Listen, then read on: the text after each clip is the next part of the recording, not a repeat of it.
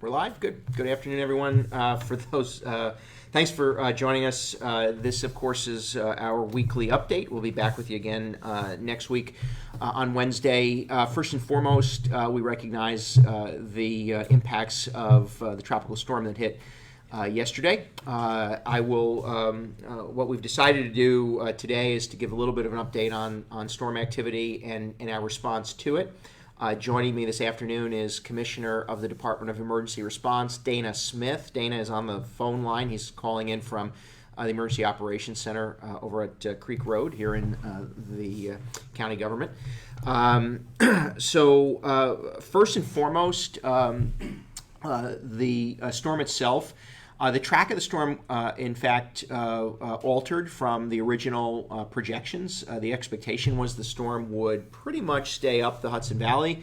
Again, sort of hitting, we know it made landfall certainly south of us. States south of us saw a significant burst of energy and with that damage, tornado activity, high winds, rain, and flooding, obviously. The storm did start to weaken as it came up the East Coast, but it did seem to somehow, to some degree, re-energize as it approached the New Jersey, Connecticut area. The storm itself, obviously there are multiple projections, but the projection for the path of the storm was that it would principally come up Manhattan through the Hudson Valley and then sort of stay central east in New York State and sort of exit New York State in the Plattsburgh area. That didn't entirely happen. The storm actually pushed a little bit to the west, to the east. So what occurred was there was at least a noticeable change in damage and activity in the southeastern part of New York State and into Connecticut. And so you experienced that, you know that, and of course, for some people, you may not be able to they may not have been able to join us because of power outages and utility outages. As of this moment, we have approximately 50,000 individuals without power, households without power. That means about 37,000 in the central Hudson service area and 13,000 in the NYSEG service area. Now, NYSEG, as you likely know, principally services for us, Eastern Dutchess County. We're at the northern end of this local service area. And, of course, Central Hudson is responsible for providing utility services through the bulk of the rest of through the bulk of Dutchess County, with Eastern Dutchess being provided service by NYSEG. So about 50,000 individual households without power, and that is going to be for a prolonged period of time. We expect that power restoration will take several days, and so. In our conversations and response with Central Hudson and NYSEG, we've expressed the urgency of responding. We've expressed our concerns regarding the failure of some communication outlets that they relied on, recognizing that they had, in particular, Central Hudson had some outages within their communication structure. So we recognize, I certainly know the frustration that many have faced. So. We've expressed that. We've expressed the need to address this with a great deal of urgency. Central Hudson and NYSEG are reorganizing, if you will, or pulling in resources to move as quickly as possible. We've had now conference calls with supervisors and mayors in all of our communities. This is sort of our standard response practice. We convene those elected leaders and speak through what concerns they have.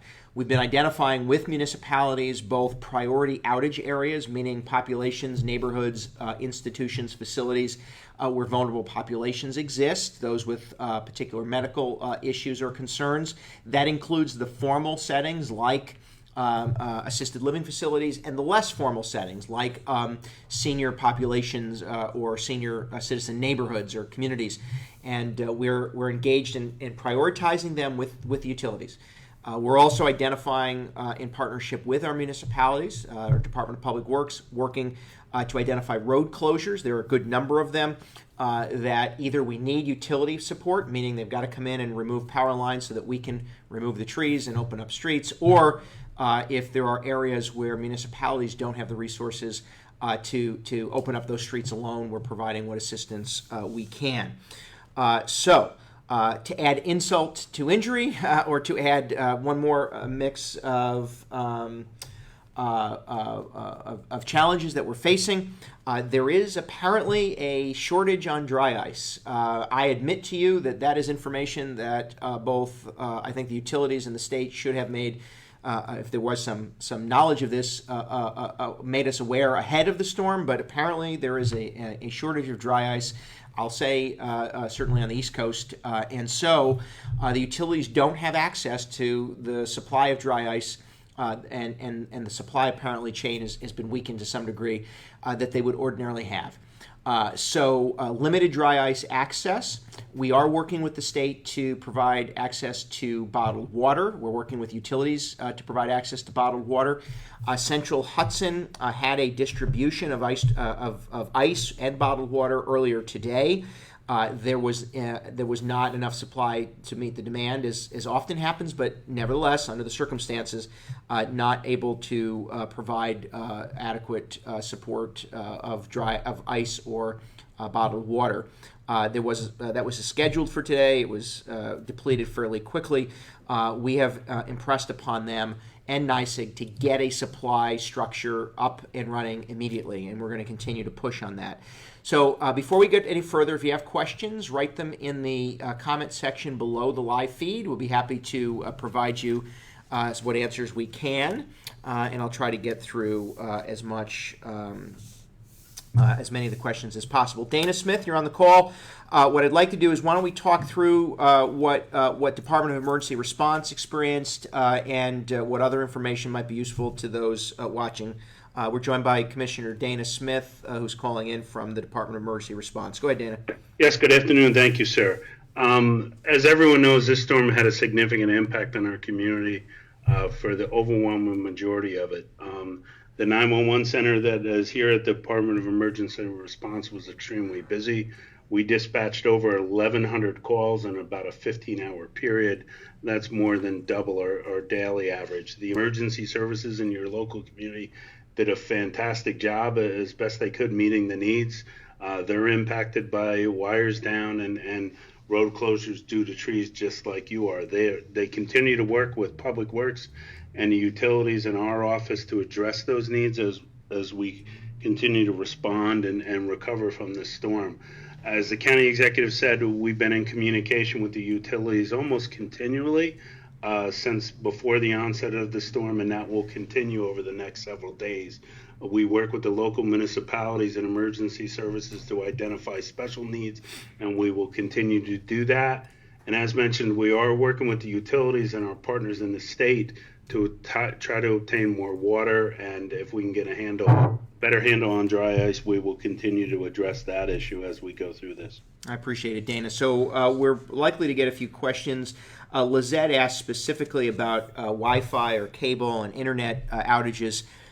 Explain basically, Dana, how that response works. I mean, obviously, the first priority is the electric outages as they relate directly to health and safety, but that's also always intermingled with those other utilities. Yes, all the obvious first priority is to make all these situations safe, get the roads cleared for the responders and residents as well, and make sure there's no danger to them, and then work towards restoration with the utility services. All the critical facilities, which do include communication sites, which have all been impacted, including ours, and fortunately we have auxiliary setups on all of our sites, but they have been impacted and we're working through those. But the utilities do address communication sites, cellular sites, water stations, pump stations, and the critical medical facilities, and they're working through that process.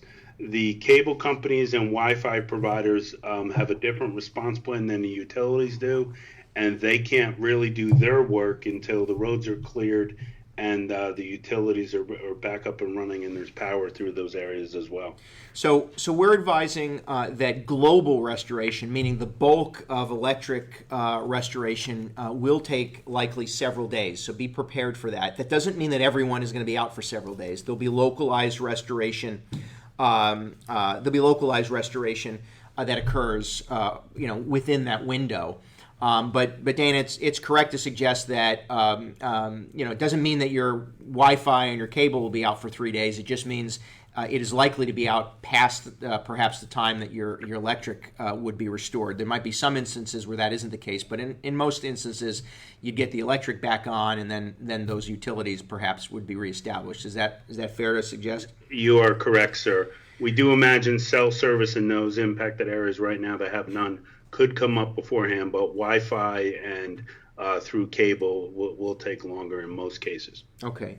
So Gina is asking specifically any updates from NYSEG, no power for 24 hours in Wingdale.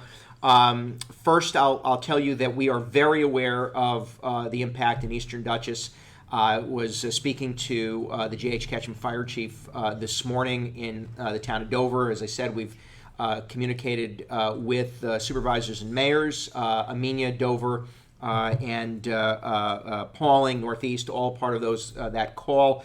And as of this moment, what NYSEG is saying globally is that they expect to have a good number restored by end of day tomorrow, but it is likely that the bulk that it will take several days to see nearly full restoration, which will extend into Saturday. Is that about right, Dana?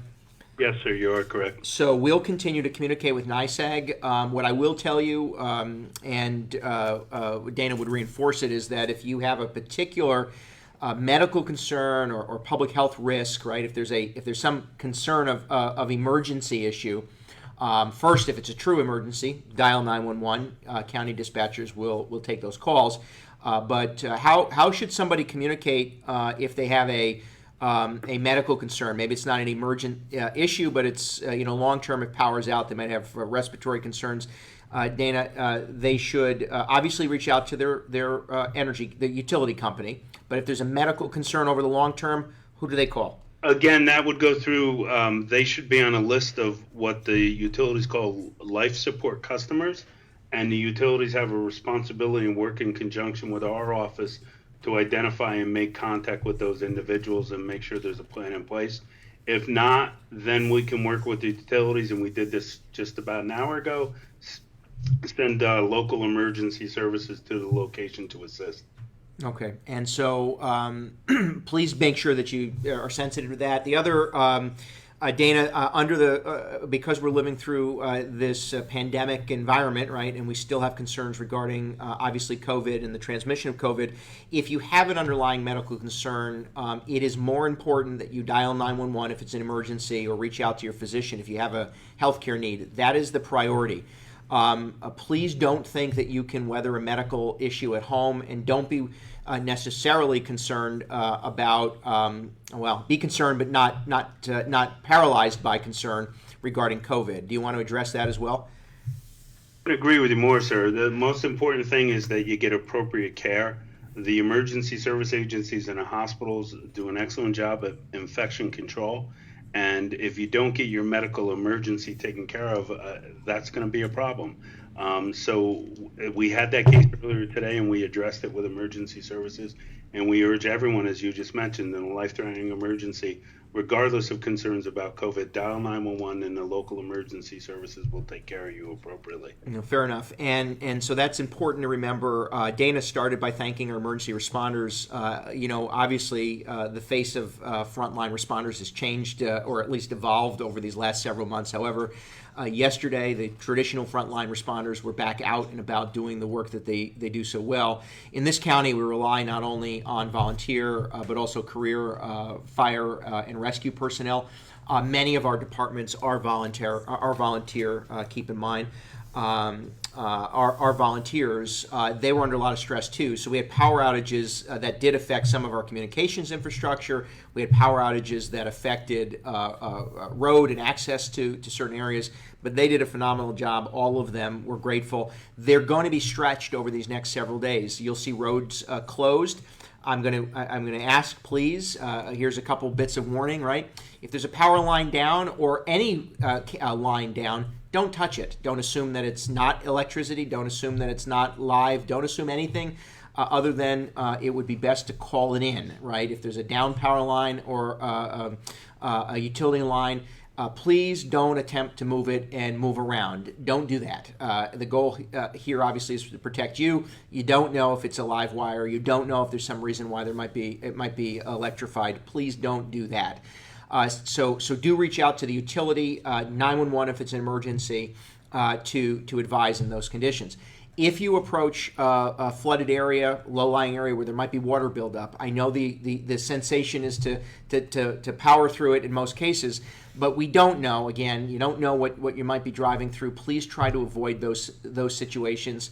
We don't obviously want folks driving into high water because, again, we don't know, and you don't know what you might be confronting. The other is that, as I mentioned, emergency responders have been out. Our public works crews, town, village, city, county public works crews have been out.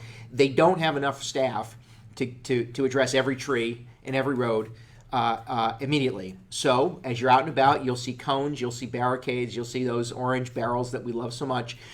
Don't move them, please. There are some scenarios or some situations we're aware of already where people are moving those things to get around. Don't touch them. First, they're not yours. And second, it's really not safe to do so. So please, if there's an area that's barricaded or a roadway that's been somehow altered with traffic cones or traffic devices, please don't touch them, don't remove them, and don't just try to blast through them. It's really in your best interest not to do that. If you have a concern regarding a road closure or power outage or utility line down, again, if it's an emergency, dial 911. If it's a generalized concern, you should reach out to your municipality or to the utility company, and we will respond as effectively as we can. Dana, Jen wants you to know that 911 is awesome. I agree with her, but how many dispatchers do we have on any given day working at 911? And what was the call volume? I know these answers, but what was the call volume that they experienced over the last 24 hours? Well, first off, I would agree 911 is awesome, and so are the staff that work in there. They make a difference in our residents' lives every day. On a typical 24-hour period, we'll do about 350 to 400 calls. At our busiest hour yesterday afternoon between 3 and 4 p.m., we dispatched just over 300 individual incidents. So it was very, very busy. It was around 1,100 for the brunt of the storm. On a typical day, the staffing is 9, can go as low as 7, depending on people being off. Yesterday, there was an excess of 14 or 15 individuals working during the course of the storm. We also work closely with the city of Poughkeepsie's 911 center, and they provide backup assistance to us, and they did yesterday because the sheer volume of calls were so significant from everyone calling in during the course of the storm. But thank you, and I'll make sure that gets passed on to the staff. Well, and please do, and you know that we think very highly of the dispatch and the staff at dispatchers and staff at 911, and many are acknowledging, and we want to obviously do the same, which is just our thanks to the first responders or public works crews, utility companies, those tow companies out there assisting. We're very grateful. Again, I think that we as a community prepared for the worst, and we likely got it. And so that's really putting a lot of stress on our responders. Please be sensitive and patient. Again, if you are home without electricity, you might not be watching this now, although, again, maybe you've accessed it through a cell phone or what have you, a smart device. But that said, if you have an emergency, please dial 911. If there's a concern overall, please reach out to your utility company or to us to advise, and we'll try to be of assistance. So, again, we convened our supervisors and mayors. We go through an ongoing structured communication with them. We'll continue to press on our utility companies to make available ice and water. We will keep you as up to date as we are. If you have a question and you're watching us now, write it down in the comment below the live stream. I do want to acknowledge that we have had impacts on county parks. Wilcox Park is currently closed as they're down trees. We're addressing that, and believe me, they've been out working pretty hard to do that. You will see down limbs along the rail trails, so please be sensitive to that. I can't guarantee that every inch has been cleaned up as of yet. They'll be out there responding to that, but please, the Harlem Valley Rail Trail and the Dutchess Rail Trail likely have down lines and down trees, etc. And so be aware of that if you're making use of those facilities. And please be aware that there might be trail closures and closures to parks, depending on, where we see damage. Dana, I'm going to ask you to stay on the line. If we have questions for you, I'll throw them to you. What I want to do is get through a few of the updates on COVID and COVID-related issues. And you'll probably, Dana, be able to provide some answers as well. Here, let's very quickly get through the data. We are nearly at 100,000 tests countywide. We've administered 96,461 COVID tests throughout the county. We're currently monitoring 240 current active cases. We have 3 hospitalizations. Sadly, again, 153 individuals succumbed to the disease. That has held flat for several weeks now, and we'll continue, obviously, to pay attention to those who struggle with the disease as we continue through these days and weeks. We are still at 1% as a transmission rate. Remember, again, this is less about transmission and more about positive versus tests. But again, we're hovering at 1%. Which is good. It's containable, and that's where we've wanted to be.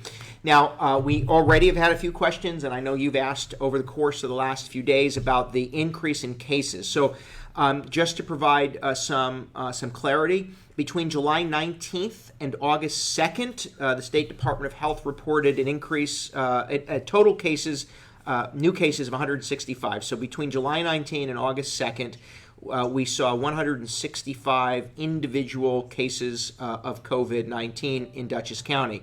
You should know that 64 of them were inmates at either Downstate Correctional Facility in Fishkill or the Greenhaven Correctional Facility in the town of Beekman. These are New York State prisons within Dutchess County. 64 of the 165 cases that occurred between July 19 and August 2nd were inmates at those facilities.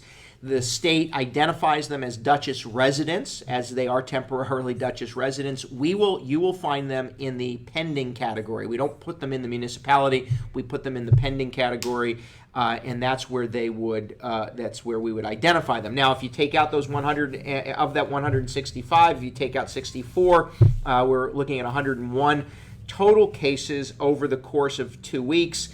Which has been our basic daily number. So we are still showing low single-digit positive cases per day. That has been stable for the last several weeks. We are not experiencing a spike of note. The cases that you would be concerned about, that increase, as I said, 165 cases over those over that 2-week period, nearly 3-week period. 64 of the 165 are inmates at those prison facilities, and the remaining 101, if averaged out over those 2 weeks, gets us to our regular sort of daily number. Amy Beth asked about test results taking a long time. We agree, they are. Now, we're not responsible for the labs, right? Your healthcare provider, and in some cases the state or the county, is providing access to the test. The test is then sent to a lab. Our tests in Dutchess County go to approximately, I think, almost a dozen labs around the region. They may be owned by the same companies, but they're about a dozen separate labs. Some are state-owned, some are private, and some are actually out of New York. We have, I think, 2 or 3 that exist in New Jersey. Some of those are coming back in a matter of minutes, and we are seeing cases and test results in only a day, and some are taking as long as 14 days. We've expressed that concern to the labs. We've expressed that concern to the state. We believe and agree with, I think it was Amy Beth who said, it's a concern because obviously we want to know more quickly. And so we'll continue to press upon them. We do think that in particular, if as schools in theory will return and reopen come September, there needs to be rapid response, and that those tests need to be prioritized at laboratories that can turn them around quickly. So we're obviously working on that, and we agree that is a concern. There were a couple questions regarding schools. Let me get all of them so that we can go through them quickly. Elizabeth asked, why don't we have ideas for school reopening? Everywhere else does.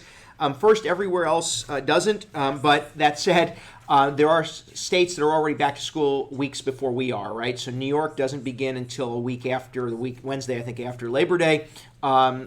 Every school district in the state of New York was required to submit their reopening plan to the state by 5 p.m. last Friday. They have done so. Some of those plans are detailed. Some apparently are very vague. Families, students, and residents may be communicated with by their school district to sort of tell you what they've submitted. I know in my school district, they've offered a few alternatives. Those have been communicated to school families. The state now has this week to review those plans. I would hope that the state of New York will conclude this week with generalized uniform guidelines for school districts. I would offer it doesn't make sense to have one plan in one district and an entirely different plan in another district. We think that establishing basic state expectations and guidelines makes the most sense, and then there'd be some degree of uniformity. Obviously, where the state did begin the conversation with the expectation that students would go back to a classroom. That is the starting point. There remains obviously concerns. There have been positive cases among students going back to school in other states. Obviously, the concern is for public health and whether or not we can contain the disease. And obviously, there are vulnerable populations that work in school districts, and all of that needs to be taken into consideration. The state is expected to start giving those approvals, or at least approving plans, over the course of the next week, and so we'll know more then, and hopefully by Wednesday of next week, we'll be able, hopefully by Wednesday of next week, I'll be able to provide you some greater detail. But school districts submitted their plans. You should reach out to your school district if you don't know what that plan is, because they are communicating them with families.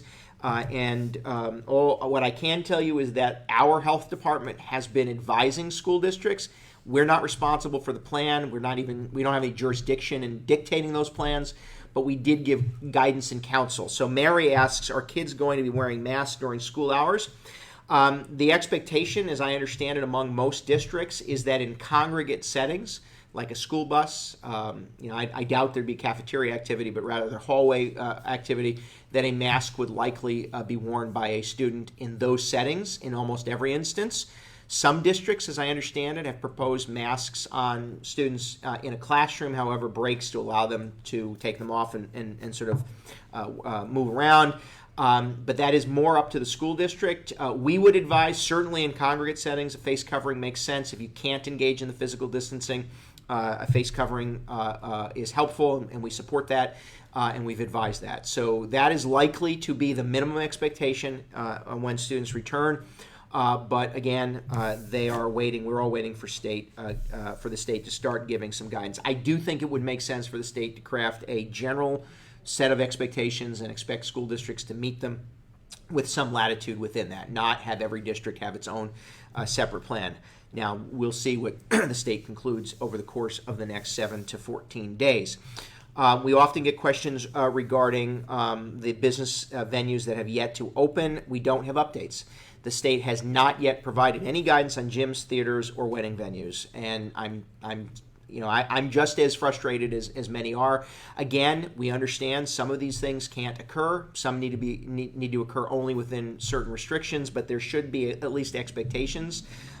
We think that there are ways to provide safely for some of these business activities, and it is a big challenge for them who employ people to not know any and not have any guidance. So no updates on gyms, no updates on theaters, no updates on indoor weddings. Steve asked weddings. I think Steve has a wedding scheduled in October. If it's your wedding, God bless, congratulations. And you've been told no dancing.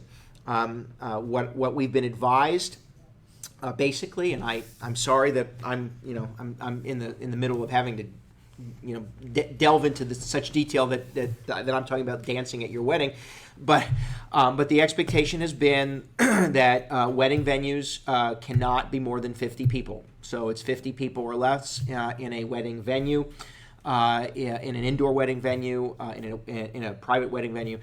Social gatherings are to be limited to 50 currently. That could change as we enter into the September-October timetable, but right now it's 50. And as I understand it, minimum dancing. I just the goal here, I think, is that there's been allowances for the couple's first dance, the parents' first dance, where it's safe. But generalized, sort of partying is still not something that's being supported or recommended under the circumstances. Joanne asked about gyms being open. Believe me, I want gyms open. I go to Mike Ortega's gym. I'd like it open. Still no guidance from the state of New York. Johanna has asked about getting thermometers, pre-check, screening tents, rapid result testing. Johanna, I think if this is a business concern, those resources, those are safety steps that businesses will have to take. We've made available some thermometers to some institutions. Dana, what's the practice? What have we done so far on PPE? There were specific pushes on PPE through the state of New York for specific businesses that were reopening, and that was all processed through the Chamber of Commerce. And if there's still a need, I would recommend they go through the Chamber. Yeah, so if you are a business, you should reach out to the Chamber of Commerce. and as there are some demands or needs, we'll work with them. But we are not purchasing that equipment for private institutions. I'll be honest, we don't have the resources to do it. We are facing some of the same financial challenges, within county government. But we'll support the chamber. We've helped identify vendors in the past, and to the extent that we have resources to assist, we will do that. But those kind of expenses are the responsibility of the business. Now, some of these things are not necessarily required. So again, Joanne, I apologize. I don't know specifically what the question, whether it's a business or school district, but keep in mind schools had access to some resources through federal aid. Private businesses, of course, different challenges, but aren't all required to test people or to have tents and that sort of thing. So there is some impact, but not as much. Victor asked about the cause of the recent uptick in positive cases. Described that 165 cases between July 19th and August 2nd. 64 of those were inmates at state prisons within Dutchess County. The remaining 101 were community transmission or individuals living within the county. And again, 101 people over the course of those 2 weeks, averages to what our average daily counts have been, keeping us in that 1% positivity rate, which has been the goal, to stay at 1 or less than 1. As I said, there's no updates on gyms, theaters, and indoor wedding venues. However, I do want to mention the state has added a state to the travel advisory. Excuse me. Remember, the state of New York, New Jersey, and Connecticut have established this travel advisory. If you travel to 35 separate locations, it's 35 states now, right? Because one is a city that's no longer on there. So 35 states. Remember, if you travel to one of those states and you're not deemed essential when you return, there's a 14-day quarantine requirement. Please try to follow that, but that is the state's expectation. And there's a travel form you're supposed to fill out to advise the State Department of Health that you've traveled. I will offer to you that the city of New York, and I think this is a bit extreme, but New York City is apparently going to staff tunnels and bridges to track people as they come in. My suggestion is that you just fill out the form and try to comply. There are some expectations. Please do try to comply with that. But now the state of Rhode Island has been added to that travel advisory list. We're at 35 states. However, the states of Delaware and the city of Washington, D.C. have been removed from the list. So you can travel to Washington, D.C. and tell them to do their job and provide assistance to local governments like ours. Let me get through a few questions, and then I'll probably talk a little bit about where we are financially. Gina asked about restaurants staying open. Do I think that they'll stay open? I do. I think that we've seen the transmission rate in the Hudson Valley stay low. I do think they'll be with limited capacity, as they are. We're supporting keeping outdoor dining open, and of course we'll support that until the weather doesn't support it. I think that's logical and necessary. So I do. Todd is asking about when will the county bus service run again. It is up and running. The Dutchess County Public Transit system is fully functional. There are fares. Fares went into effect again this Monday. Dial-A-Ride will start again in September, and there's some specific limitations on that, but they are up and running. Dutchess County Transit is up and running. Carolyn, if gatherings are limited to 50, how do golf courses host outings with cocktail hour and dinner? They're not supposed to. 50 is it. So there are a couple things. Well, let me start again. Golf courses are open. You can play golf. If they have a restaurant on site, that restaurant can provide service to 50% capacity, but you are correct, they are not supposed to be of all the same event. So all I can tell you is if you are aware of those instances, you can certainly communicate that with the state health department. That you can visit dutchessny.gov for that information. But I will advise, currently hosting an event is not permitted under the governor's executive order. 50 people or less is a social gathering at a private golf course. That is acceptable. If you have a golf course, it can be open. People can play golf. And if you have a restaurant and a cocktail hour, that can function at 50% capacity, but they're not one and the same. I know this gets complicated, but it can't be that you have a 500-person event hall and 250 of them are playing golf and then 250 of them come back to the restaurant to eat. That is not permitted under the state guidance, and I'd advise if you are an establishment and you do allow that to happen, you run the risk of the state of New York pulling your state liquor license. So be aware of that. That is not in anyone's best interest. Again, you can operate the golf course. You can have up to 50 people at a social event or an event of some sort, but you cannot have an event of that nature. Linda, neighbor had a big pool party. Should you report them? Well, the short answer is we don't necessarily encourage neighbors reporting non-neighbors. We want people to be sensitive to that and considerate. But 50 people, there are a couple things to keep in mind. Again, social gatherings can be 50 people or less. That is permitted in the state of New York under the current guidance. That is acceptable. I'll offer to you if it's 55. I don't know that you should be alarmed. If it's 150, we want to start paying it. We obviously want to be alarmed. That said, if it's family and all in the same basic, sort of social environment, that does cause less of a concern. But again, social gatherings are to be 50 people or less, and there is a mechanism to report that at the State Department of Health, dutchessny.gov. Tom, am I committed to helping Dutchess Community College remain a strong institution with the resources it needs? I don't necessarily. I'm a supporter of Dutchess Community College. The county legislature approved the college's budget request, or is approving their budget request, and I will sign it and budget it.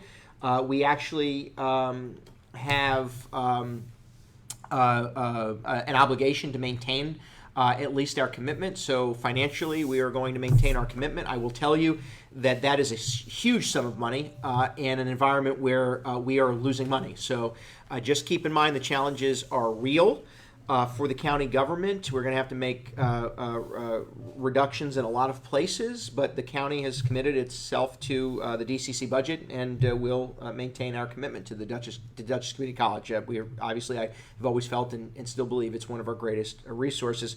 Rosemary, movies reopening. Heard they were opening soon. I'd like to know who you were talking to. As of this moment, theaters are not yet given any guidance. We do understand that there's been some talk about filtration systems and what have you, but that has not been permitted as of yet. There are states in our region that do have theaters open. They're open safely and then can be managed. And I'd offer that this is obviously of interest to all of us. We've expressed that there are ways to make theaters run safely, likely limited capacity, likely more scheduled, pre-ordered tickets and that sort of thing. And that is certainly something that we will advise as soon as we know. Jen, why is gas on Route 9 $2.23, but on 9G it's $2.05? Jen, I don't know. I can only tell you that these companies make those pricing decisions really based on competition. And my guess is, if historically, if you're near another gas station and if you're multiples next to each other and they're hovering at $2, they try to stay close to the same price. I can't tell. I can tell you why gas in Dutchess is slightly more than it is in Ulster and Columbia County, and that's two reasons. The most notable is the MTA. Dutchess, Putnam, Westchester, and Orange in Rockland County have to pay an MTA sales tax on gasoline, and that bumps up the price of gasoline, vehicle gasoline in Dutchess County as it compares to those others. When will we be able to have more than 50 people, Lori? The answer is when the state says so. Right now, that order remains in effect. Social gatherings not more than 50 people. My expectation is that will remain certainly through the month of August. Perhaps as we get into September, there might be some relief to that number. Andrea, I apologize, asked about funding for assistance of for homeschooling. That may be something that becomes available through federal aid, but that is not that's not been discussed, and it's not something that we're aware of at this point. As you likely know, the federal government, Congress is debating state and local aid. I do want to address that briefly before we take some more questions. If you have some, please write them in that comment section below the live stream. I'll let you come on in. Thank you. As you likely know, and we've discussed this a few times, so county governments are responsible for public health departments. 1,900 counties have public health departments across America. We, of course, have a public health department. We've been on the front lines of responding since day one. Dutchess County relies, 41% of our budget revenue comes from sales tax. Sales tax is the most vulnerable in an economic impacts. We have seen a significant impact to sales tax receipts. Next, on this Thursday, tomorrow, we will see our next sales tax payment. We're awaiting that. Currently, we are tracking below, I think 18% below this year compared to last year in sales tax receipts. That will create a large operating hole in the county government. There are some people who listen to me say that we're asking for federal aid, and they say, well, you guys figure it out. I'm sorry. That's not how this works. The federal government, in an emergency declaration, the president has a standing declaration of emergency. We are all functioning under that standing declaration of emergency. We are living with a significant economic crisis created by a disease. Whether you agree with the decisions that this governor has made or not, and I've certainly expressed my frustration and support depending on the decision, we are living through this reality. Those dollars will not just come back to us. We will not be able to overcome that gap without significant reductions in the delivery of service and or some financial aid from the federal government. Never in the history of America has Congress denied support for its local government partners. Why?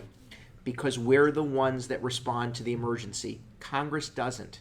With all due respect to my colleagues in Washington, they are not the responders in any emergency. There's a fire at your house, God forbid.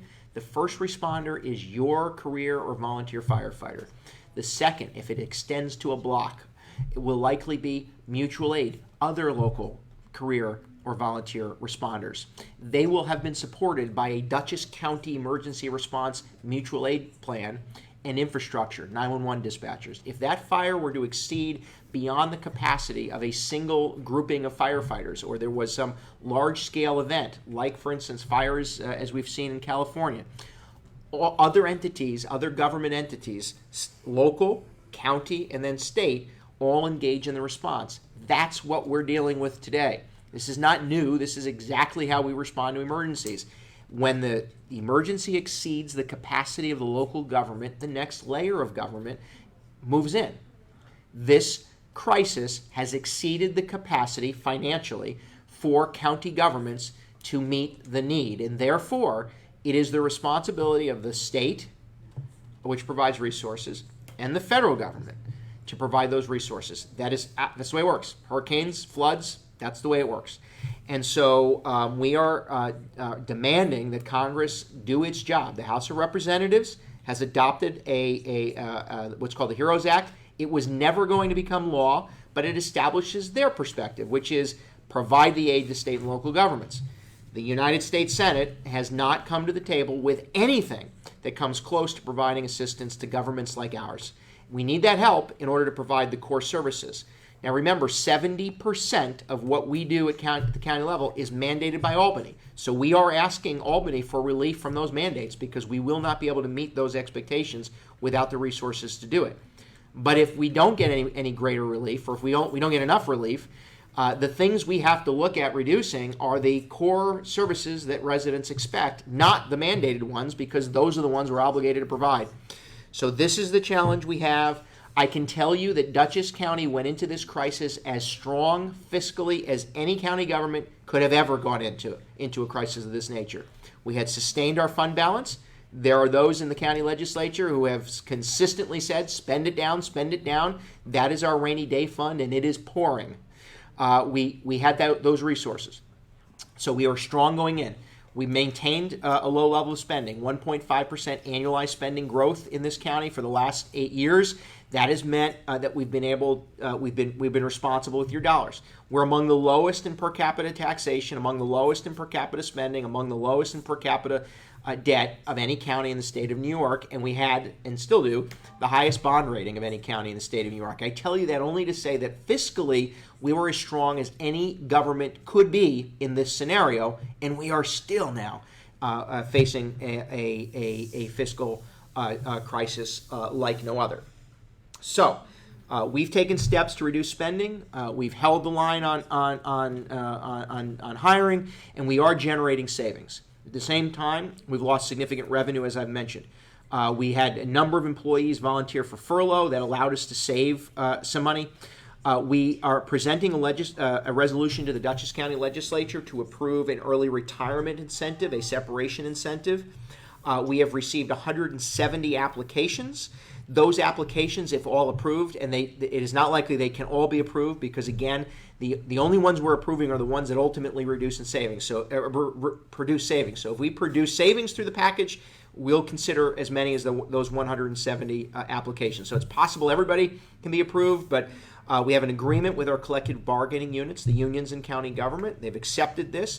We've asked the county legislature, who will vote Thursday and then again on Monday, to initiate this early retirement incentive. So the savings could produce between $10 and $15 million. That is necessary for us, and we'll be waiting for the legislature to approve that package. So once approved, we're asking that if we approve an application, that either that position or some other position in county government is maintained vacant, and then we achieve savings through holding those positions vacant during 2021. I don't expect that in every instance it's going to be exactly a dollar for a dollar, but the goal here is to generate that $10 to $15 million worth of savings so that we obviously have some benefit to taxpayers. So that is the goal. The county legislature will consider that request. They're being asked to approve the contract that we negotiated between our unions and county government. That's all that allow us to initiate the approval of these early retirement incentives and then begin to pay them out. Want to mention that the state's rent relief program has been extended to tomorrow, August the 6th. So for low-income residents who are rent burdened by COVID, that rent relief exists. You can find it that application by going to dutchessny.gov. dutchessny.gov, and if you go in the search bar, just type in rent relief, and it'll be the first thing that pops up, and you'll take that to the application, and you can file for that relief assistance. Office for the Aging picnics have been going well. Yesterday, in the midst of a storm, we stood out there in the rain, and we're thankful to our volunteers and to the Office for the Aging, Public Works, and other staff who've been very helpful. We've already now visited Pleasant Valley, Beacon, Wappinger, and we are heading tomorrow to Bowdoin Park in the town of Poughkeepsie. So this picnic will continue. These picnics will continue their drive-through, in essence, pickup twice a week through September the 3rd. We're grateful for those who have already participated. We would expect and that under the circumstances, we're likely to see some folks come out tomorrow. Again, those have been going relatively well. Linda, can voters do anything to move Congress along? Well, in theory, voters are the only thing that can get Congress to move along. I will tell you, your members of the House of Representatives have been very helpful. We want you to reach out to your members of the U.S. Senate. They need to know that we cannot accept anything less than state and local aid. We need the assistance. This is not going to be an issue if we do not have assistance. So please do reach out to your members of the Congress. We're working with them to see a result. I understand the desire to blame the other side, and I will agree with you that the Republican majority in the U.S. Senate needs to do its job. But at the end of the day, everybody needs to do their job. We need to negotiate a solution, and the solution needs to include relief for small businesses, relief for struggling families, and relief for local governments. And that's just necessary. Otherwise, there will be the hollowing out of services, and that is just not something that is in anyone's best interest. The very services that are now under the greatest demand and we have the greatest need for would begin to hollow out, and that's just not something we can sustain. So please do reach out to your members of Congress. Tell them you support their efforts. And if you know or have friends or family in other states that would reach out to their members of Congress, that would be useful as well. I would tell you a month ago, there were states in this country who weren't experiencing the same challenges we were, and members of Congress there could say, it's not necessarily their problem, but they're facing some of the same challenges now. So urban, rural, and suburban counties across America are facing this same challenge, and we just need a little bit of help. And I'm a deficit hawk. I think that Washington has spent too much. It borrows away our future. I get it. We can't just keep printing money. There needs to be some offset, and that needs to occur over time. But right now, in the midst of this emergency, we need the help. Donna, are evictions allowed to be sought as of August the 20th? No, right? So evictions are not permitted for those who are on unemployment or experiencing financial hardship. So if you're currently still on unemployment or you have financial hardship, there's a prohibition on evictions. And that still remains. That's a state prohibition, and the governor's executive order continues to be in effect. So we only have a couple more minutes. Let me offer, again, as a reminder, we have a lot of folks working very hard to respond to yesterday's storm. It hit quickly, and it was very powerful. We have some 60,000 households or customers without power across Dutchess County. There are, I think, 1 million customers across the East Coast, maybe even New York, that are without power. Our utility companies admit that they are working hard and struggling to keep up, but they're out there doing their job. So if you see those crews out there, give them a word of thanks. I can assure you that whatever frustration you have with anybody, it has nothing to do with the people out on the street trying to get their job done. So if you see a utility crew that's doing their work, whether it's Central Hudson or NYSEG, if you see the Department of Public Works crews, highway departments, or even a tow truck company out there providing some assistance, you get a chance, just say thank you. We're all living through exceptionally stressful times. We're just trying to get the job done. They're trying to get utilities restored, electric restored. But if you are without power, the expectation is that this is a multiple day outage. It is likely to continue through the end of the week for a good number of people, not everyone, but a good number of locations. We're expecting this to extend into Saturday. We'll continue to advise you via our Facebook page and social media outreach. Please do follow us. Please also be prepared. If your power comes back on, plug in your chargers, plug in your phones, try to charge that stuff up because it is possible that in the course of restoring power, that sometimes it goes out again. Dana Smith, are you still with us? Sure, I am. You want to just talk one last time? What are the things that people should do if they have a particular power outage concern, and what to do in an emergency? Well, with a power outage concern that's not life-threatening and not a live wire, they can contact your utilities. If it's a live wire that's down, number one, stay away from it, keep others away from it, and in that situation, they can call 911 in an emergency. We always recommend this, and now's a good time to check on your friends and neighbors, especially the elderly, who may have some special needs. One of the great things about our community is just that. It's a community, and we can all get through this together. Know that the county executive and everyone who reports to them is working hard on this, including at the local level, and we will continue to do so we can get as close to back to normal as possible in 2020. Agreed. And so for all of you watching, thanks for joining us today. We'll be back with you on Wednesday, August 12th. That does not mean we won't communicate with you in the meantime. There will be valuable and important information that we will continue to push out, storm-related and otherwise. We'll share that with you. If you have questions, do visit dutchessny.gov. If you have an opportunity, of course, you're already watching us here, but please ask your friends and neighbors if they need information. One of the quickest ways to get it is through our social media platforms. Dutchess Emergency Management, Dutchess County Emergency Management, Dutchess County Government on Facebook and Twitter have regular updates with contact information. Please use that as a tool to get that information from us. We'll continue to share it at the same time. As Dana said, please check in on those that might be vulnerable, family members, neighbors. This is going to take a few days. We are pressing our utility companies to address this with urgency. We're grateful to the folks out on the street, our public works crews, our emergency response teams, and our career and volunteer responders are all out doing their jobs as best they can, trying to remain as aggressive in restoring power, reopening roads. And just know that again, I can't say how other counties do it, but we remain in regular contact with the local leadership so that they're aware, towns, villages, and cities, they're aware of what response is underway, what the information is to be shared, and what communication we have. So if you have questions, reach back out to us.